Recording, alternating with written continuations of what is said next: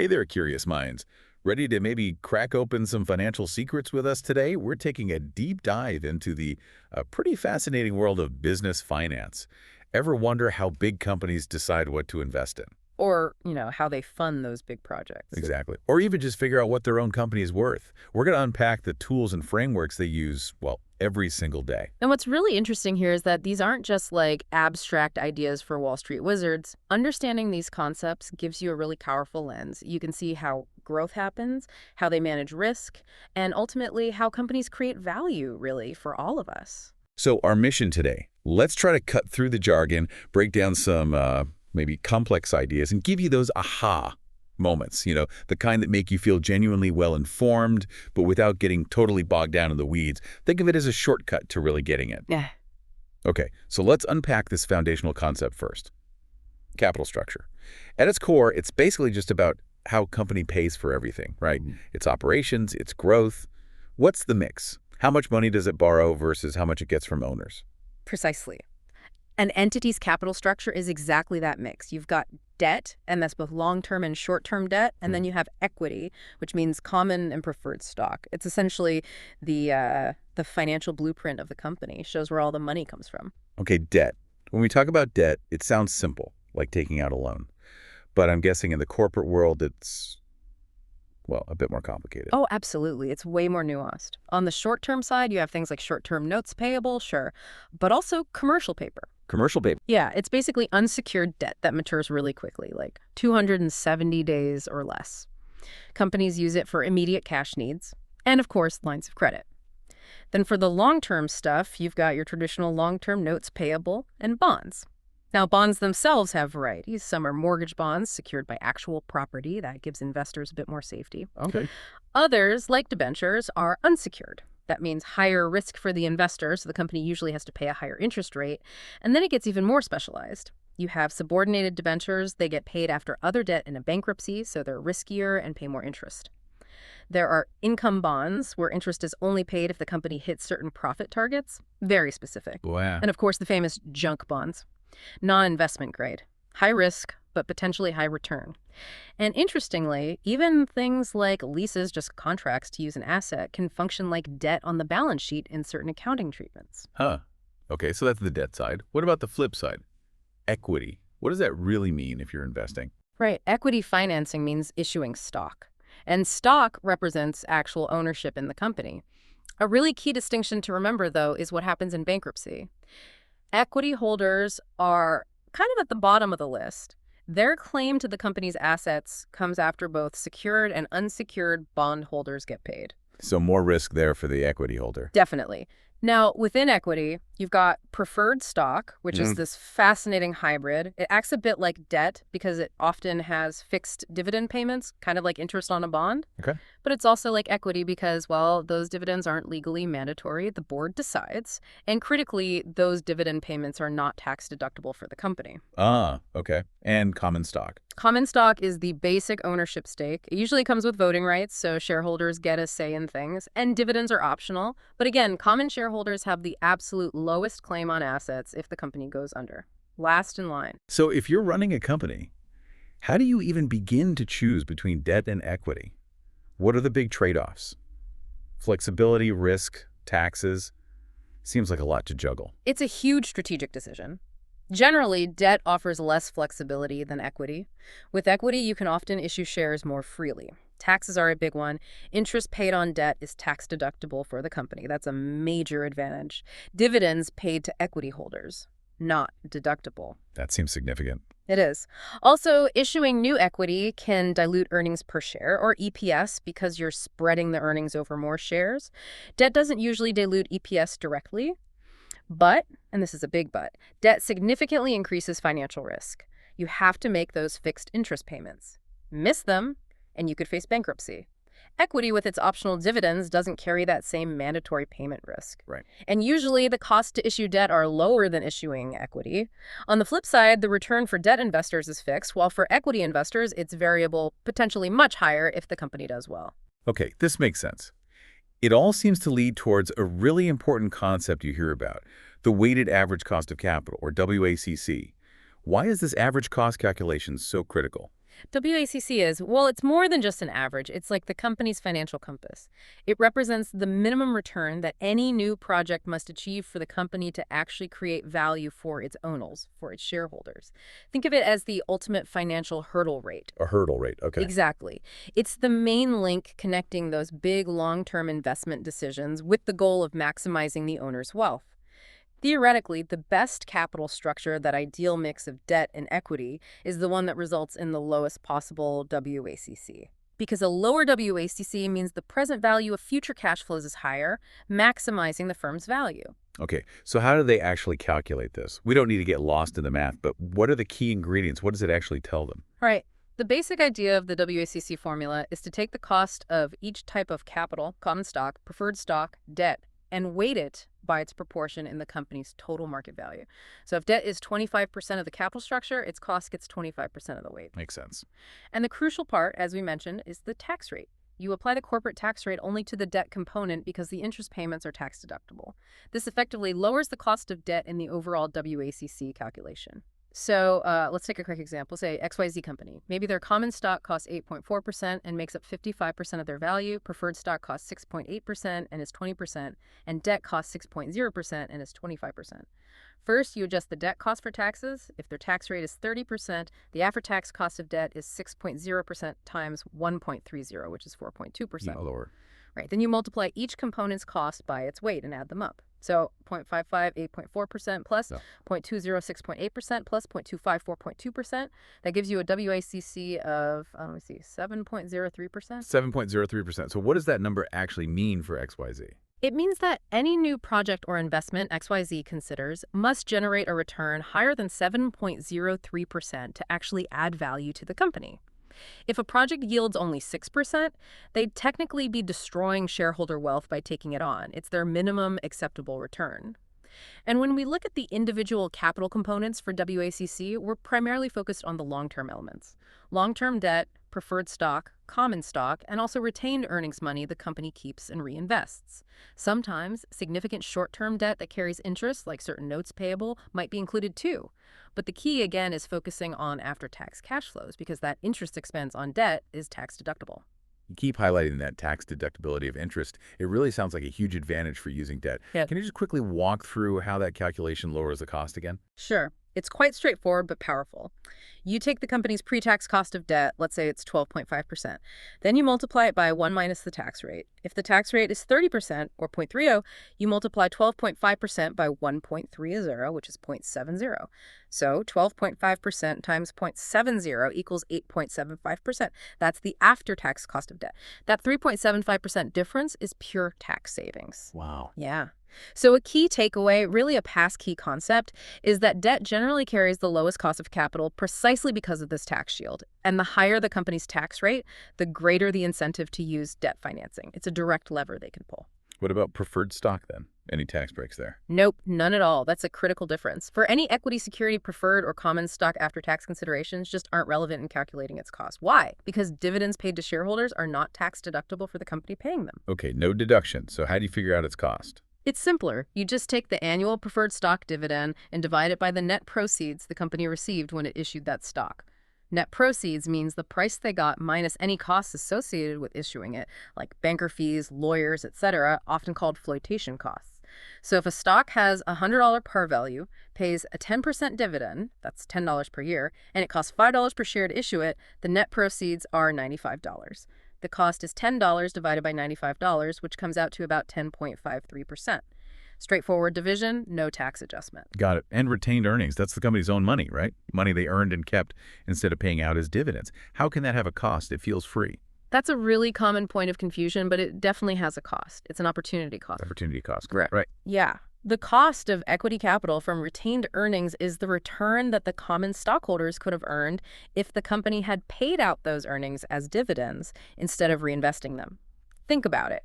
If the company keeps your share of the profits, you, the stockholder, expect them to earn a return on that reinvested money that's at least as good as what you could have gotten elsewhere on an investment with similar risk. Ah, okay. So it's the return the shareholders demand for letting the company keep their money. Exactly. And just like preferred stock, After-tax considerations are irrelevant because it's equity.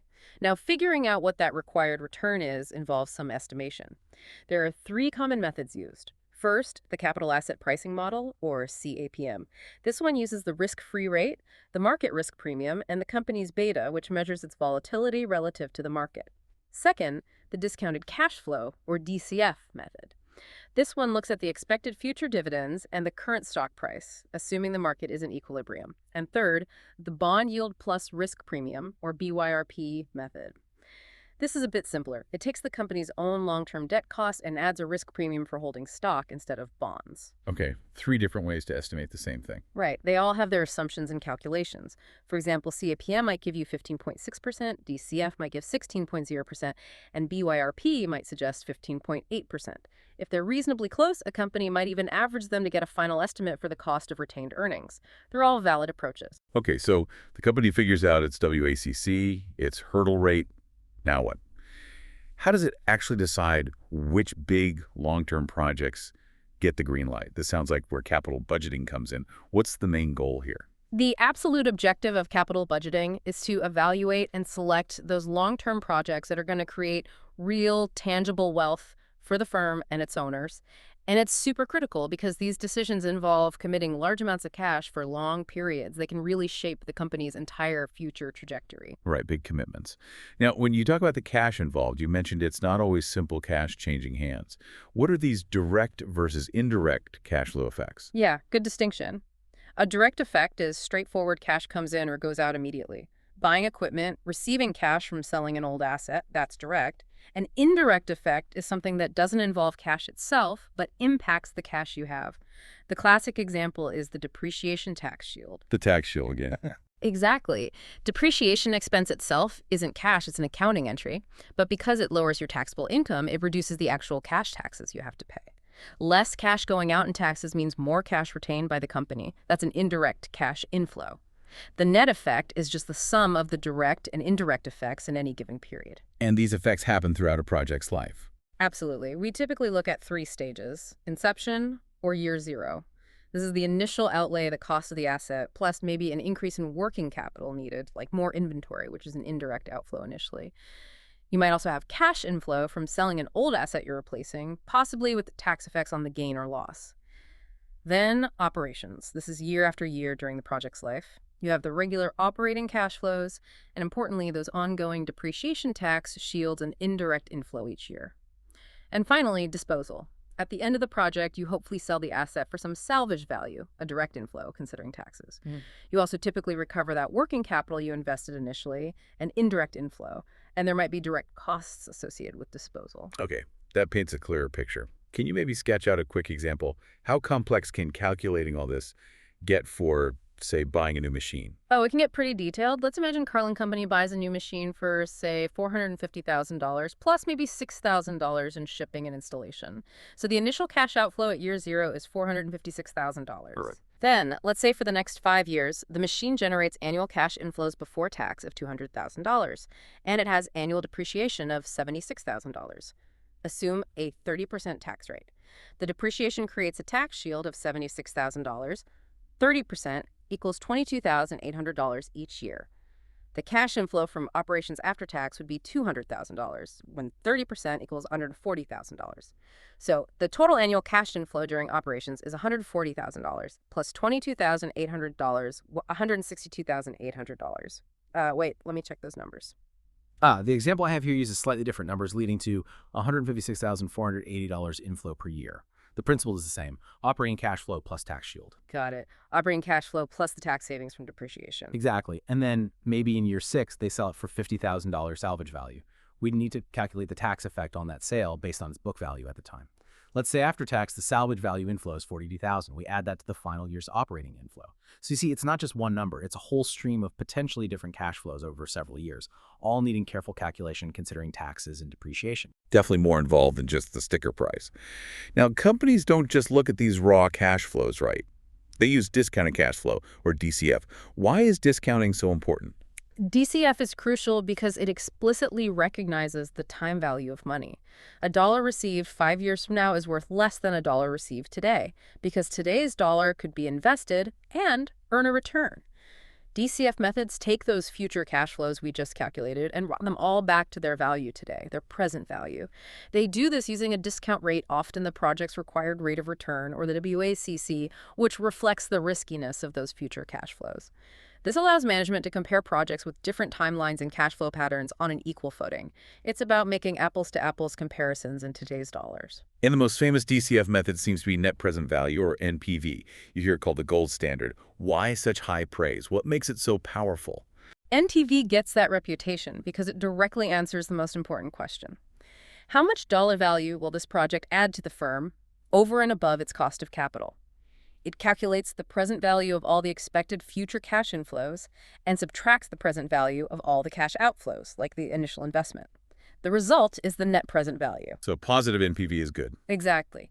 If the NPV is positive, it means the project is expected to generate more value than it costs, considering the time value of money and risk, so you should accept it. If the NPV is negative, the project is expected to destroy value, so you reject it. In zero. A zero NPV means the project is expected to earn exactly the required rate of return, the discount rate used.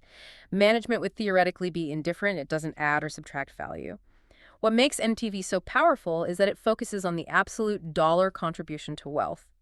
It also handles complexities like changing discount rates over time better than some other methods. Can we see it in action? Maybe with that McLean Inc. example, buying a machine? Sure. McLean is considering a machine. They'd calculate the initial cost, outflow. Then, for each year of its life, they'd figure out the after-tax cash savings it generates, including those depreciation tax shields. They'd also estimate the after-tax cash they'll get from selling it at the end. Then, they'd take each of those future cash flows and discount them back to the present using their required rate of return. They sum up all the present values of the inflows and subtract the present value of the outflow, the initial cost. In McLean's case, let's say after doing all that, the calculation results in a positive NTV of $13,278. That number tells management directly. This project is expected to increase the company's value by $13,278 in today's dollars. That's a clear signal to proceed. That is clear. Okay, but what if a company has like 5 projects, all with positive NPVs, but they only have enough cash for 3? That sounds like a good problem, but still a problem. It's a very common scenario called capital rationing. In a perfect world with unlimited funds, you'd take every single positive NPV project. But reality bites capital is usually limited, so managers have to prioritize. Their goal becomes choosing the combination of projects that yields the highest total NPV, given their budget constraint. How do they rank them effectively? A useful tool here is the profitability index, or PI. It's a ratio. The present value of the future cash flows divided by the initial investment cost. So a PI greater than 1.0 means the project has a positive NPV. But more importantly, the higher the PI, the more bang for the buck you're getting per dollar invested. So you rank by PI. Exactly. You calculate the PI for each potential project, rank them from highest to lowest, and then start selecting projects down the list until you run out of budget.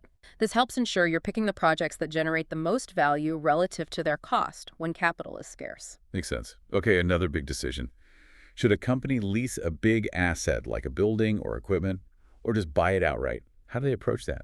That's a lease versus buy decision, and it's really 2 decisions rolled into one. First is the investment decision. Is acquiring this asset a good idea operationally? Does it generate positive NPV based on its operating benefits? You'd typically evaluate this using the company's WACC as the discount rate. Second, if the investment looks good, then comes the financing decision. Is it cheaper to finance the acquisition through a lease or through borrowing money and buying it? Okay, 2 steps. How do they compare the financing options? For the financing decision, you look at the cash flows specific to each option.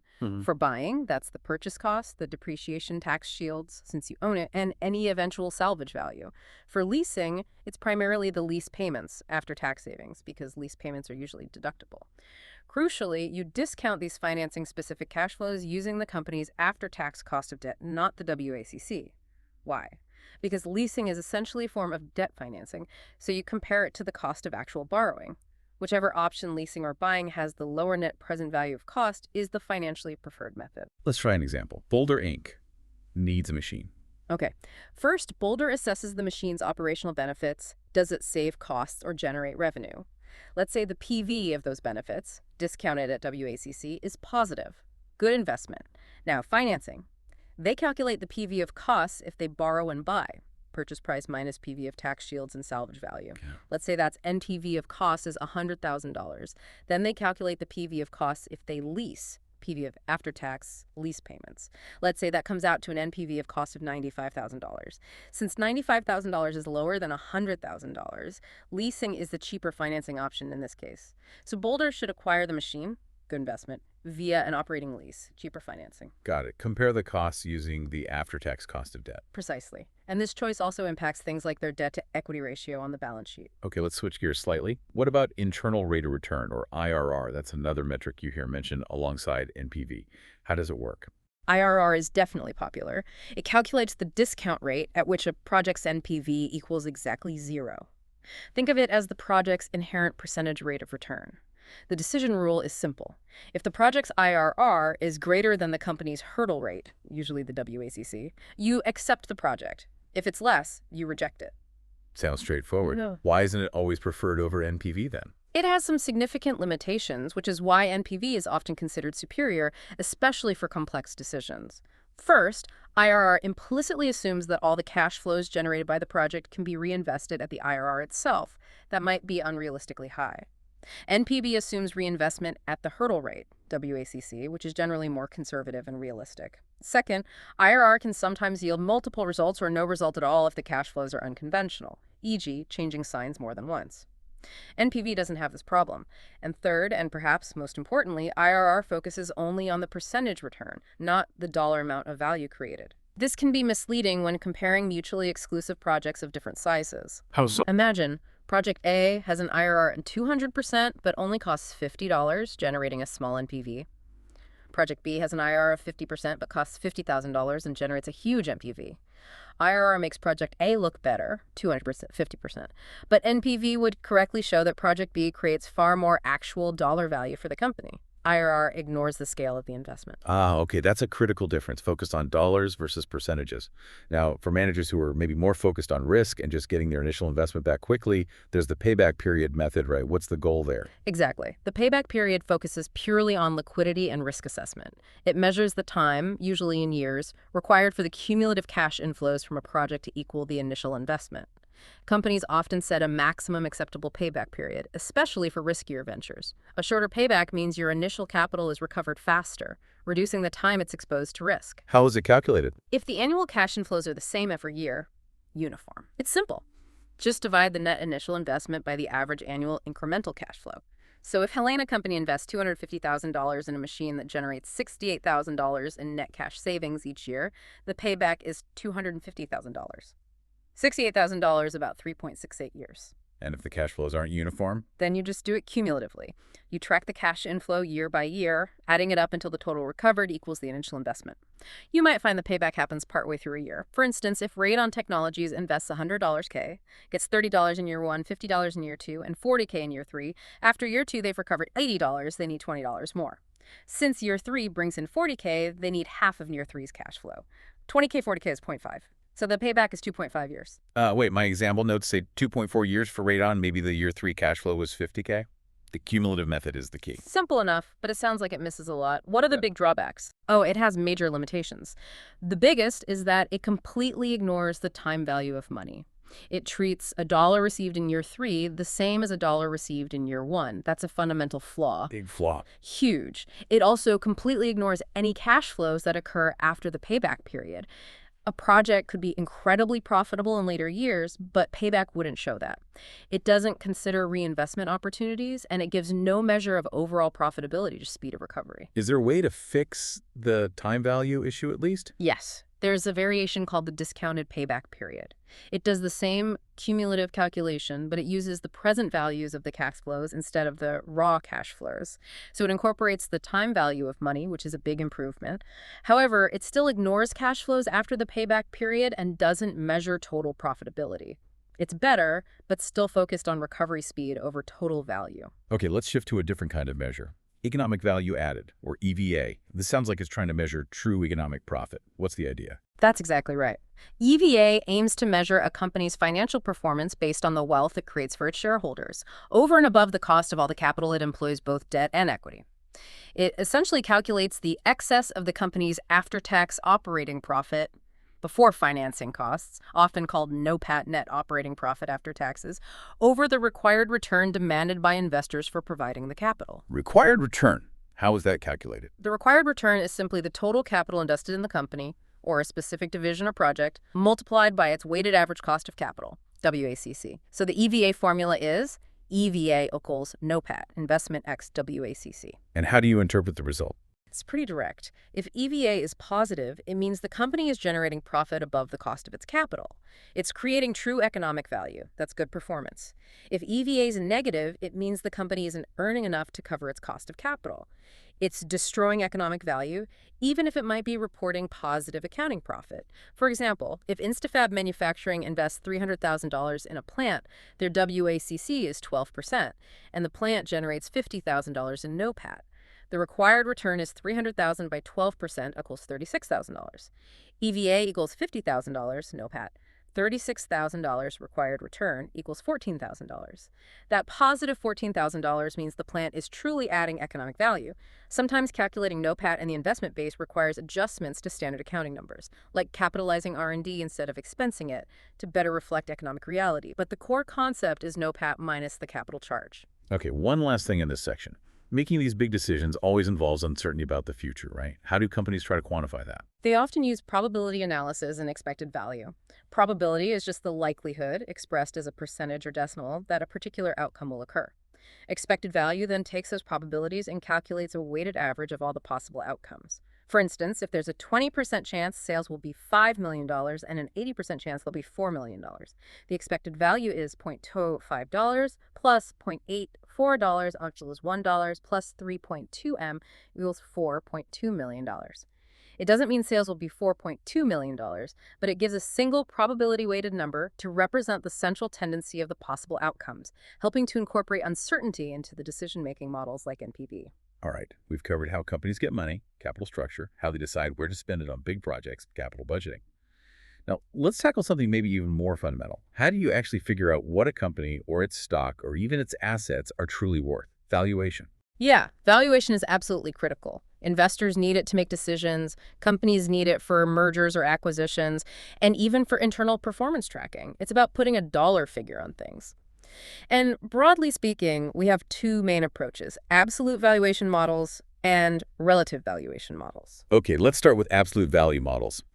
The name suggests they're trying to find some kind of fundamental, inherent, almost true value. Is that the idea? That's precisely the goal. Absolute value models try to determine an asset's intrinsic value based purely on its own characteristics, primarily the present value of the future cash flows it's expected to generate.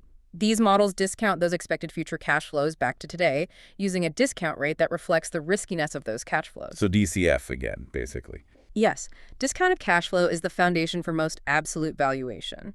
We encounter concepts like annuities, a series of equal payments over a fixed time, and perpetuities. A perpetuity is an annuity that theoretically goes on forever. This concept is useful for valuing assets that are expected to pay a constant cash flow indefinitely, like certain types of preferred stock. Preferred stock often pays a fixed dividend, right? Exactly. If a preferred stock pays a constant dividend forever, its value, P, is simply the annual dividend, D, divided by the required rate of return. So P equals DR. For example, if Baker Corporation preferred stock pays a $5 annual dividend and investors require a 20% return on it due to its risk, its value would be $5.26 equals 25 cents per share. Simple enough for a constant payment. What about common stock where dividends might grow? For that, a very popular absolute model is the constant growth dividend discount model, often called the Gordon growth model. It assumes that the dividends on a common stock will grow at a constant rate forever. The formula values the stock price today, P0, as the dividend expected next year, D1, divided by the difference between the required rate of return, R, and that constant growth rate, G. So P0 equals D1, RG. For this to work, the required return, R, must be greater than the growth rate, G. Okay, so if Baker's common stock just paid a $5 dividend, D0, it's expected to grow at 4% G, and the required return is 20% R. How does that work? First, you need next year's dividend, D1. That's D0, 1 plus G equals $5, 1 plus 0, 4 equals $5.20. Then P0 equals $5 to 120. 4 equals $5.26, 1 cents equals $32.50 per share. That's the intrinsic value according to this model's assumptions. More broadly, DCF analysis for stocks involves projecting future cash flows, whether dividends or free cash flow to the firm, FCFF, or free cash flow to equity, FCFE, or even residual income and discounting them back to the present. The DDM is just one type of DCF model. Okay, so absolute models try to value something based on its own projected cash flows. What about the other approach? Relative valuation. Sounds like comparing it to others. Exactly right. Relative valuation models don't try to find a single true intrinsic value. Instead, they determine a value by comparing the company to similar companies or assets, based on the idea that similar assets should trade at similar prices. They typically use price multiples ratios that compare the stock's market price to some underlying measure of value per share, like earnings, sales, cash flow, or book value. Investors use these to see if a stock looks cheap or expensive relative to its peers or its own history. And the most common multiple has to be the price-earnings ratio, right? The PE ratio. By far the most widely used. Earnings are generally seen as a key driver of stock value, so comparing price to earnings makes intuitive sense. The formula is usually the current stock price, P0, divided by the expected earnings per share for the next year, E1. This is called the forward PE. So if Baker Corporation is expected to earn $2 per share next year, E1, and comparable companies in its industry trade at an average PE ratio of, say, 7.5 times earnings, then the relative valuation for Baker would be $2.725 equals $15 per share. And you mentioned forward PE. Is there another kind? Yes, you also see trailing PE, which uses the actual earnings from the past 12 months, often denoted E0. Forward PE is generally more useful for valuation as stock prices tend to reflect future expectations, but trailing PE uses actual historical data. Okay, TE seems straightforward.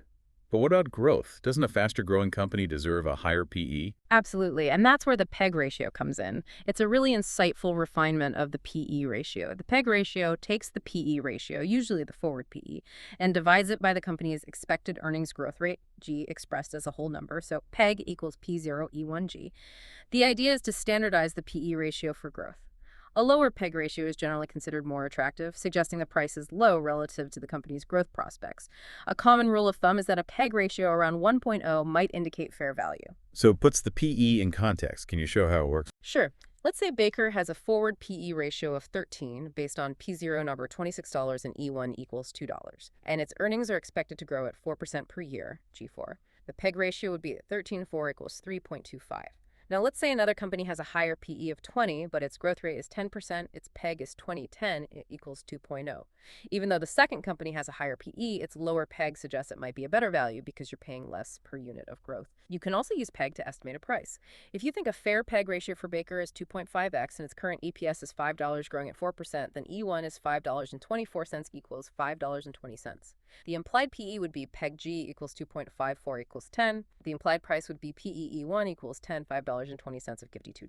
Interesting. So PEG helps compare companies with different growth rates. Are there other important price multiples besides PE and PEG? Yes, several others are commonly used, each offering a different perspective. Price to sales, PS. This compares the stock price to the company's annual revenue per share. It's useful because sales figures are harder to manipulate than earnings and are always positive, unlike earnings, which can be negative. It's often favored for valuing mature, cyclical companies or startups before they achieve profitability. Price to cash flow, PCF. This compares the stock price to operating cash flow per share. Cash flow is also considered harder to manipulate than earnings and can be more stable, making PCF a valuable metric, especially when accounting differences might distort earnings. Price to book, PB. This compares the stock price to the company's book value, assets minus liabilities, per share from the balance sheet. Book value is generally more stable than earnings, making PB useful for valuing companies with significant tangible assets, like banks or industrial firms, or when earnings are volatile or negative. So different ratios give different angles on value. Exactly. For example, if Bolden Corporation has a stock price of $18, book value per share of $12, and cash flow per share of $3, their PB ratio is $12 was 1.5x, and their PCF ratio is $3 equals $6 in direct. Investors would compare these ratios to industry peers or historical levels. Okay, shifting slightly again. Beyond stocks and bonds, companies sometimes deal with options. How are those valued? They seem tricky. Options are definitely more complex. An option gives the holder the right, but not the obligation, to buy a call option or sell a put option, an underlying asset like a stock, at a specified price, the strike price, on or before a certain date, the expiration date. There are American-style options, which can be exercised anytime up to expiration, and European-style options, which can only be exercised at expiration. Valuing them requires sophisticated models. The most famous is the Black-Scholes model, typically used for European options. It uses inputs like the current price of the underlying asset, the option's strike price, the risk-free interest rate, the time until expiration, and crucially, the expected volatility of the underlying asset's price. Higher volatility generally means a higher option price. Another common approach is the binomial model, often used for American options. It breaks down the time to expiration into discrete steps or nodes and models the potential up or down movements of the underlying asset's price at each step, assuming an efficient market. It's computationally intensive, but flexible. Okay, complex models needed there. What about valuing plain old debt, like bonds? How does that work? Valuing a standard bond is actually a straightforward BCF problem. Its value is simply the present value of all its expected future cash flows. Those cash flows consist of two parts: the regular fixed interest payments, called coupon payments, over the life of the bond, and the final repayment of the principal amount, the face value or par value at maturity. You discount all these future payments back to the present using the current market interest rate for bonds of similar risk and maturity. This market rate is also called the yield to maturity. And how does the bond's own coupon rate compare to the market rate? That comparison determines whether the bond trades at a discount, premium, or par. If the bond's coupon rate is lower than the current market rate, investors will demand a lower price to compensate, so it trades at a discount below face value. If the coupon rate is higher than the market rate, the bond is attractive and investors will pay more for it, so it trades at a premium above face value. If the coupon rate equals the market rate, it trades at par, equal to face value. Can you give a quick example of a bond valuation? Sure. Let's say you have a $1,000 face value bond with 3 years left to maturity. It pays 4% annual interest, $40 per year. But the current market interest rate for similar bonds is now 5%. To find its value, you'd calculate the present value of the three $40 interest payments plus the present value of the final $1,000 principal repayment, all discounted at the 5% market rate. Doing that math, the PV of the interest payments is about $108.93, and the PV of the principal is $863.84. Adding them up gives a bond price of approximately $972.77. Since the 4% coupon is less than the 5% market rate, it's trading at a discount to its $1,000 face value. Makes sense. PV of all future cash flows at the market rate. Okay, beyond financial instruments like stocks and bonds, companies own lots of physical stuff, buildings, machinery, land. Yeah. How are those tangible assets valued? For tangible assets, there are several common valuation methods. The cost method. This starts with the original historical cost paid for the asset and then adjusts it, usually downwards for accumulated depreciation over time. The market value method. This looks at what similar assets are trading for in the current market. It can involve finding the replacement cost, what it would cost to buy a similar new asset today, or the net realizable value, what you could sell the asset for today, minus selling costs. The appraisal method. Here, an independent, qualified appraiser provides a professional opinion of the asset's value based on their expertise and market knowledge. And liquidation value. This estimates the amount of cash the company would get if it had to sell the asset quickly, perhaps in a forced sales scenario. It's usually lower than market value. And what about intangible assets, things you can't touch, like patents, brand names, customer lists? They can be incredibly valuable. Absolutely. Valuing intangibles is challenging but crucial. The main approaches are the market approach. Similar to tangible assets, this looks for recent arm's-length transactions involving comparable intangible assets to infer a value. This can be difficult, as intangibles are often unique. The income approach. This is often the most relevant. It estimates the future economic benefits, like increased revenue or cost savings. The intangible asset is expected to generate over its useful life and then discounts those future cash flows back to a present value. The cost approach. This estimates the value based on the cost to either replace the intangible asset or reproduce it. This includes costs like research, development, legal fees, labor, materials, etc., required to create a similar asset. It's often used when market or income approaches aren't feasible. Okay, this all sounds quite rigorous, but you mentioned earlier that companies rely heavily on estimates in their financial statements. How much judgment is involved in these valuations we see on paper? That's a very important point. While valuation methods aim for objectivity, significant judgment and estimation are inherent in financial reporting. Many key line items rely on estimates: accounts receivable, valued net of an allowance for uncollectible accounts, an estimate of how much they won't be able to collect; inventory, valued at the lower of cost or market net realizable value, requiring estimates of future selling prices and costs; fixed assets, property, plant, and equipment. Their carrying value depends on estimates of useful life and salvage value used for calculating depreciation. Contingent liabilities. Potential obligations from things like lawsuits are recorded based on estimates of the probability and amount of future loss. Preparing these estimates involves using historical data, current market information, expected usage patterns, and sometimes input from external experts like actuaries or lawyers. Management must carefully develop, review, and prove these estimates, and auditors spend significant time examining the reasonableness of the assumptions used. So yes, there's definitely estimation involved. And that brings us to the term fair value, which seems to be everywhere in accounting standards now. What does fair value really mean in practice? Fair value has a very specific definition under accounting standards like GAAP and IFRS. It's defined as the price that would be received to sell an asset or paid to transfer a liability in an orderly transaction between market participants at the measurement date. Okay, that's a mouthful. Let's break that down. What's an orderly transaction? An orderly transaction assumes the transaction happens in the normal market for that asset or liability, with usual market exposure time. It specifically excludes forced sales or distressed transactions where the seller is under duress. And market participants. These are buyers and sellers in the principal or most advantageous market for the asset or liability. They are assumed to be independent, knowledgeable about the asset, able and willing to transact, and acting in their own economic best interest. It's not about what the current owner thinks it's worth, but what these hypothetical market participants would agree on. Okay. What about principal market versus most advantageous market? The principal market is the one with the greatest volume and level of activity for that specific asset or liability. If such a market exists, the fair value is determined based on the price in that market, even if a better price might be obtainable elsewhere. If there isn't a clear principal market, then the company looks for the most advantageous market. This is the market that would maximize the amount received for the asset or minimize the amount paid for the liability after taking transaction costs into account. Wait, transaction costs, are they included in fair value? This is a key point. Transaction costs, like broker commissions, are used to determine which market is most advantageous, but they are not included as part of the final fair value measurement itself. Fair value is based on the price before transaction costs in the chosen market. For example, Foxyco holds a stock.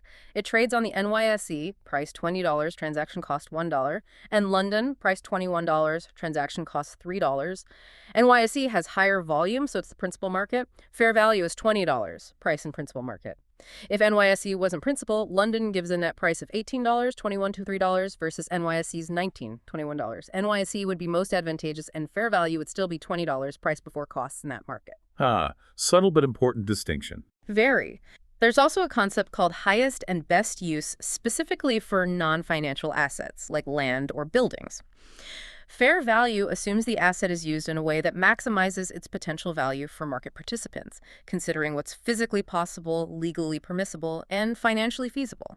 This might mean valuing land based on building apartments, even if it currently has a small factory, if apartments represent its highest value. This doesn't apply to financial assets or liabilities. And how do companies actually measure fair value? What techniques do they use? The standards outline three main valuation techniques, which we've touched on. The market approach uses prices and other relevant information from market transactions involving identical or comparable assets or liabilities. Think using PE ratios of comparable companies.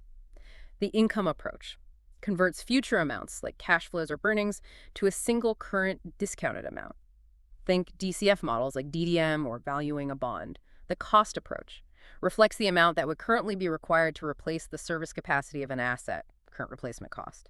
When applying these techniques, there's a strong emphasis on using observable inputs wherever possible, inputs based on market data rather than the company's own assumptions. Observable inputs. Is there a hierarchy? Yes, there's a crucial fair value hierarchy that prioritizes inputs into three levels. Level 1. These are the highest priority and most reliable. They are quoted prices in active markets for identical assets or liabilities that the company can access. Think of a stock price on the NYSE. Level 2. These are inputs other than level 1 quoted prices that are still observable, either directly or indirectly. This includes quoted prices for similar assets in active markets, quoted prices for identical assets in inactive markets, or inputs derived from observable market data like interest rate yield curves. Level 3. These are the lowest priority unobservable inputs. They reflect the company's own assumptions about what market participants would use, developed based on the best available information. These are only used when observable inputs aren't available. Think of using internal projections for a private company valuation. So level 1 is best, level 3 involves the most judgment. Precisely. Companies must disclose the level used for their fair value measurements, giving users insight into the reliability of the valuation. Okay, fascinating stuff on valuation. Let's switch gears one last time. We've covered the big strategic financial decisions, but companies make tons of smaller yet critical operational decisions every day. This sounds like where marginal analysis comes in handy. Exactly. Marginal analysis, or sometimes called differential analysis, is a core technique for making short-term operational decisions. It's used for things like accepting a special customer order, deciding whether to make a component internally or buy it from a supplier, make or buy, figuring out if it's worth processing a product further, or deciding whether to keep or drop a particular product line or business segment. The absolute key principle is to focus only on the revenues and costs that change that are different between the alternatives being considered. These are called the relevant revenues and costs. Okay, relevant is the keyword. What makes a cost relevant? What should managers pay attention to, and what should they ignore in these kinds of decisions? A cost or revenue is relevant if it meets two criteria. It occurs in the future, and it differs among the alternative courses of action. If a cost is the same regardless of which option you choose, it's irrelevant to that specific decision. So what's usually relevant, direct costs, like direct materials, direct labor, are often relevant because they usually change with the decision. Variable costs typically change with activity levels, so they're usually relevant. Incremental costs are the additional costs incurred if you choose one option over another. These are definitely relevant. This can include variable costs and any avoidable fixed costs. Avoidable fixed costs. Yes, these are fixed costs that can be eliminated if you choose a particular alternative. For example, if dropping a product line means you can get rid of a machine dedicated to it, the depreciation or lease cost of that machine becomes avoidable and thus relevant. And perhaps the most subtle but critical relevant cost is opportunity cost. That's the potential benefit given up when you choose one alternative over another.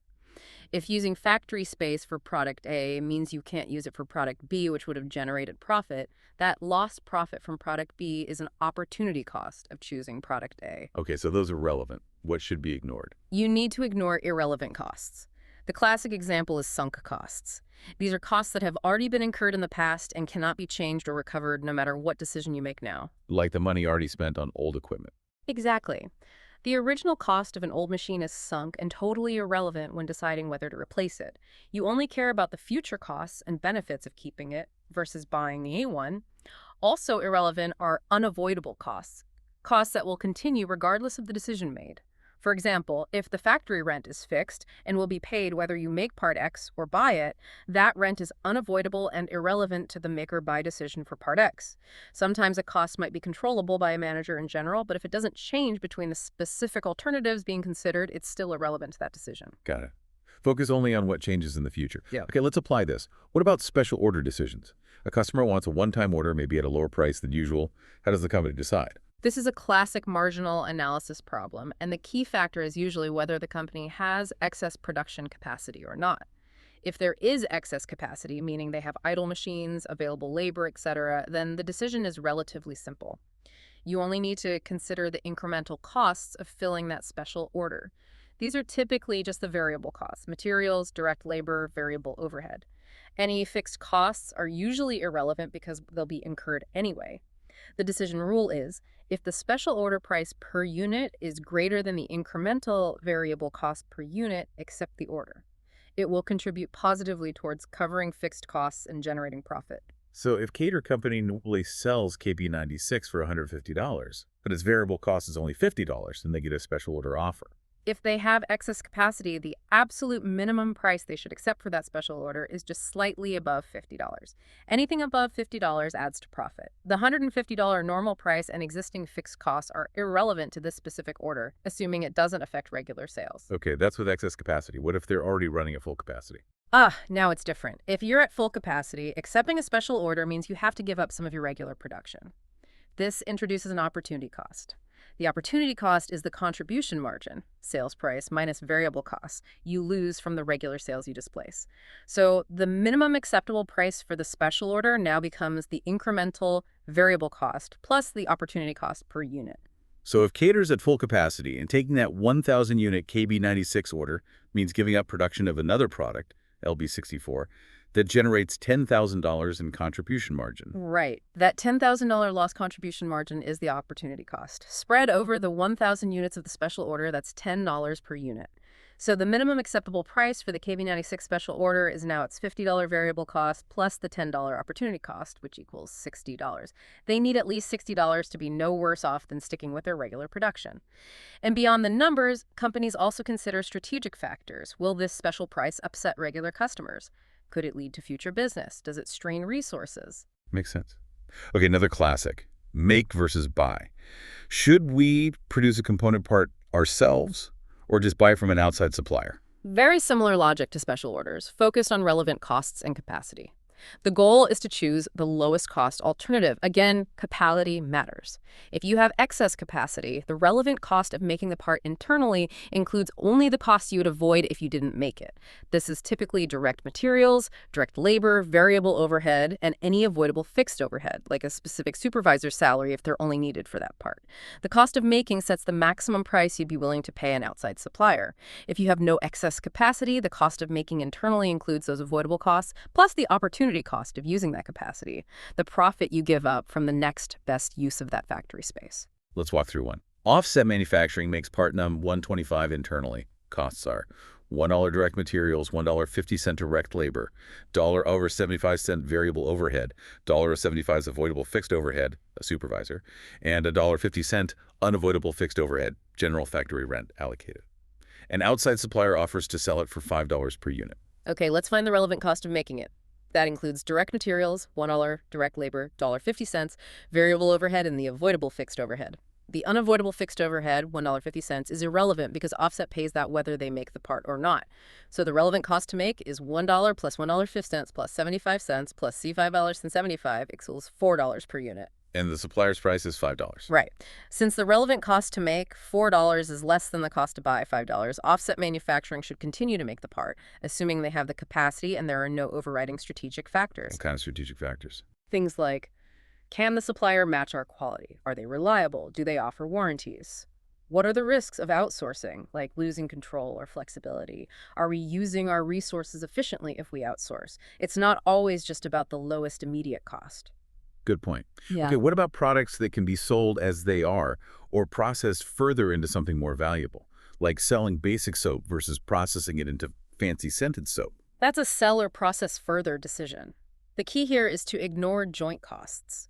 These are costs incurred before the product reaches a split-off point where it becomes separately identifiable. Think of the cost of crude oil before it's refined into gasoline, kerosene, etc. Those joint costs are sunk and irrelevant to the decision of whether to process gasoline further. What is relevant are the separable costs, the additional costs incurred after the split-off point to process the product further, and the incremental revenue you gain from processing further. So compare the extra cost to the extra revenue. Exactly. The decision rule is, if the incremental revenue from processing further is greater than the incremental separable cost of processing further, then process further. Otherwise, sell it at the split-off point. Let's say Jackson Inc.'s soap division makes basic soap that sells for $2. Joint costs are irrelevant. They could process it into lavender-scented soap for an extra $1.20 in separable costs, and it would sell for $2.80. Or process it into rose-scented soap for $1.75 extra cost, selling for $4.50. Okay, let's analyze lavender first. Lavender, incremental revenue is $2.80, $2.80. Incremental cost is $1.20. Since cost $1.20 revenue, processing into lavender soap is not profitable. They lose $1.40 per bar. And rose. Rose. Incremental revenue is $4.50. $2 equals $2.50. Incremental cost is $1.75. Since revenue $2.50, processing into rose-scented soap is profitable. They gain 75 cents per bar by processing further. So they should make the rose soap, but not the lavender. Clear comparison. Finally, the tough one. Keep or drop a segment. A product line, a store, a division isn't doing well, maybe showing a loss on the internal reports. When should a company actually cut it loose? This requires careful analysis because accounting reports can sometimes be misleading here due to allocated, unavoidable fixed costs. The approach is similar to make or buy.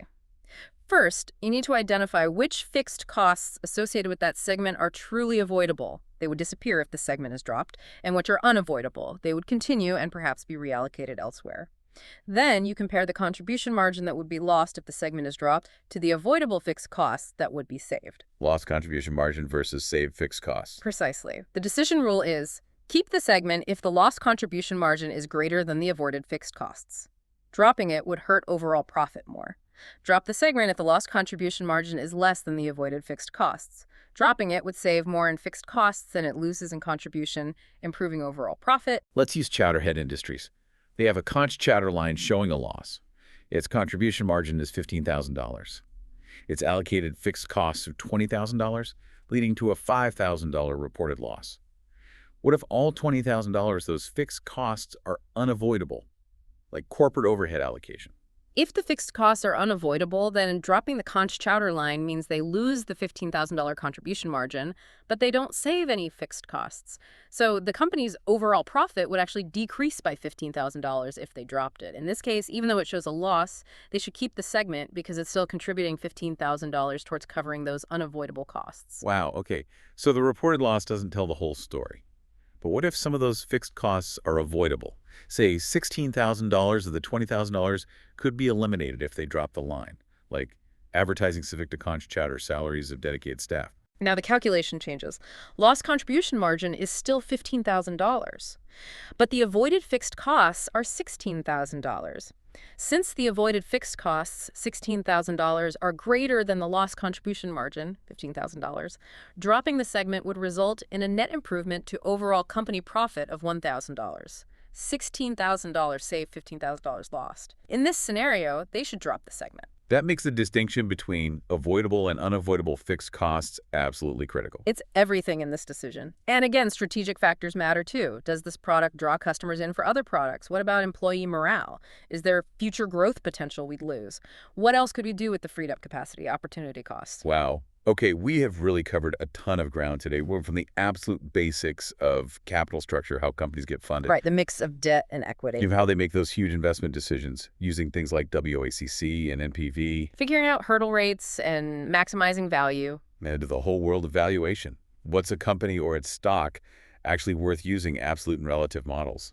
PE ratios, PEG ratios, fair value concepts. And finally, drilling down into those day-to-day operational calls using marginal analysis, special orders, make or buy, keep or drop. It really all boils down to understanding the cost of money, the value of assets, and how every single financial decision, big or small, has consequences and requires careful consideration of the relevant factors. If we try to connect this to the bigger picture, hopefully you, the listener, now have a much better toolkit.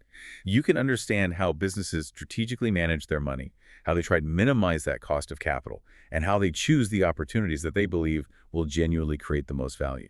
It's really all about making smart, informed choices in a world where resources are always limited and there are always competing priorities and interests. So maybe the next time you read about a company making a big acquisition, launching a major new product, or even discontinuing an old one, what new questions might you start asking?